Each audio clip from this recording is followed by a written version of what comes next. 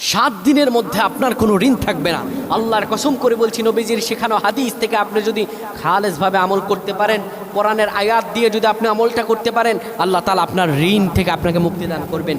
কিন্তু অনেকেই বলে থাকেন 7 দিনে কি ঋণ চলে যায়? ভাই, আপনি কয় হাজার টাকা কোটি ঋণ, কত কোটি হাজার টাকা ঋণ, আপনি আমল করেন না। একটি আমলের ফলাফল পেতে হলে 41 দিন আমল করার আগে এর মধ্যে 5 ওয়াক্ত নামাজ পড়বেন, আল্লাহর কাছে চাইবেন। আল্লাহর কাছে কি নাই? আল্লাহু দাঈফু লিমান ইয়াশাউ আল্লাহু ওয়াসিউন আলিম। আল্লাহর কাছে প্রাচুর্য আছে। আপনি 7 দিনের মাঝে না হয় 41 দিন আমল করেন, একটু আমলটা করেন, ইখলাসের সহিত আমলটা করেন। এটি ঋণ মুক্তি হওয়ার আমল। সাহাবায়ে কেরাম আমল করেছেন, আপনিও যদি আমল করতে পারেন, আল্লাহ তাআলা আপনার ফজিলত দান করবেন। সূরা আল ইমরানের আয়াত এটি হচ্ছে ওয়াতারযুকু মান তাশাউ বিগাইরি হিসাব।